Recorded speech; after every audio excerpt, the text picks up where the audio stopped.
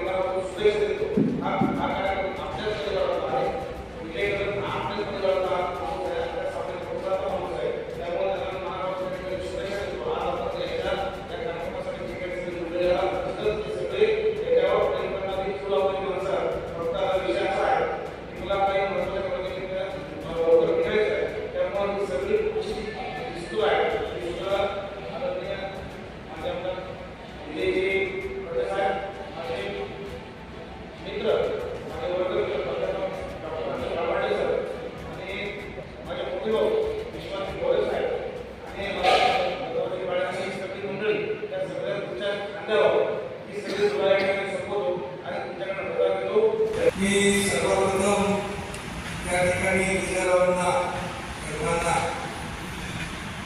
मनापासून त्यांच्या पत्रकारितेच्या मनापासून शुभेच्छा देतो। खरं तर पत्रकारिता आता अगोदर सांगितल्याप्रमाणे पत्रकारी पेपरी झाले, पत्रकारी झाले, एकात्मिक झाले आणि पत्रकारिता ही आवड या ठिकाणी एवढं सोपं अशा पद्धतीचं काम नाही, अडचण अशा पद्धतीने पत्रकाराला प्रवास करावा लागतो। पत्रकार जसं ज्या पद्धतीने एखादं सायना म्हणून त्या संबोधलं जातं त्या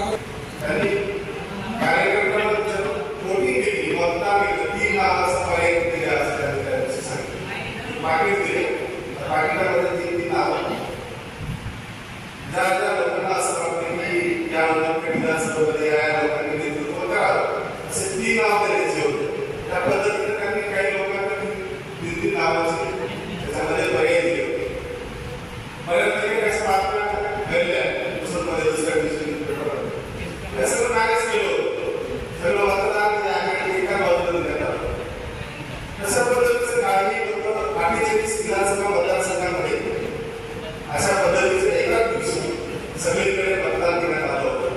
मला सांगायचं हे आहे की लगेच विरोधकांनी त्या पद्धतीचं टेबल देण्यासाठी यवतमाळ सांगितलं की मीडिया आणि अशा पद्धतीचं त्यांनी स्वतः मतदान करून त्यानंतर चुकीचं आहे.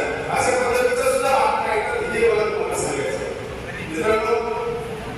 मी आणि लोकांना आदरणीय विजय भवन सुरेश लौकिक कार्यक्रम जे आहे ते असंच या उमरखेड संपूर्ण जिल्ह्यासाठी विदर्भासाठी एक दिशा दर्शक ठरव आणि समाजाला न्याय देण्यासाठी सामाजिक आर्थिक राजकीय शैक्षणिक या सर्व भागामध्ये लोकांना जागृत करण्याचं काम यांनी आपल्या हातात घेतलेलं आहे.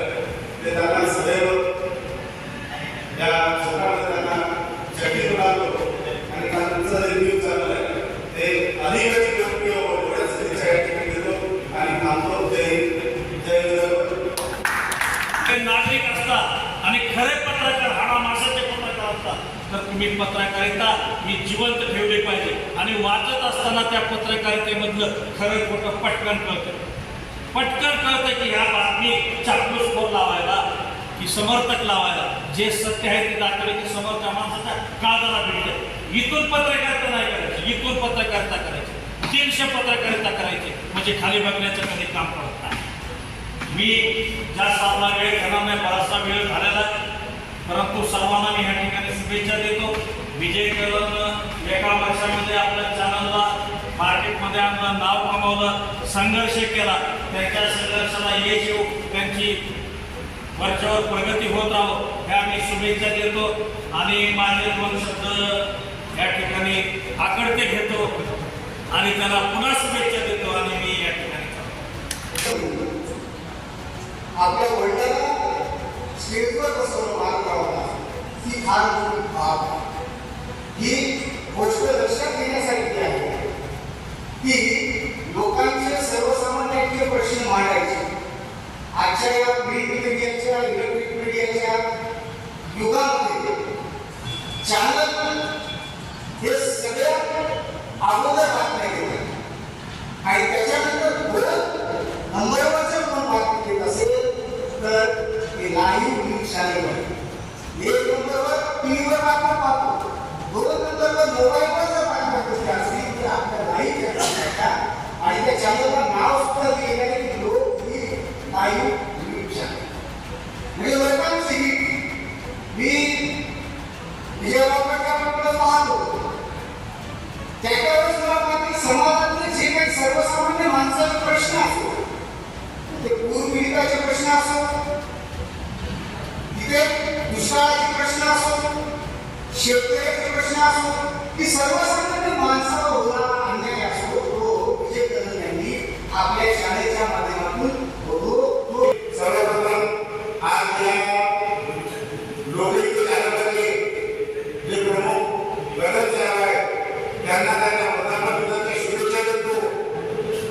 मी मला घेण्यासाठी थोडा विरोध झाला काही कार्यक्रमामध्ये असल्यामुळं मला येण्यासाठी विरोध झाला. मला या लोकहित चॅनलच्या माध्यमातून माझी मी सेवानिवृत्त पोलीस उपनिरीक्षक आहे या चॅनलच्या माध्यमातून माझी गावोगावी प्रसिद्धी करण्यात आली आणि मी उमरखेड महागाव विधानसभेचा एक इच्छुक उमेदवार आहे.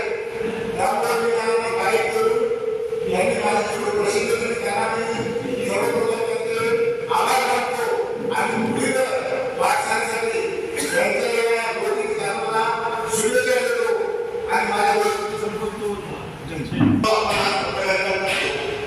पत्रकारिता करताना आपणास अनेक अडचणी येतात. त्या अडचणीवर आपण मागणी करतो परंतु एखादा प्रसंग असा येतो, एखादी बातमी सत्य असेल आणि एखाद्याला ती घोषणा येते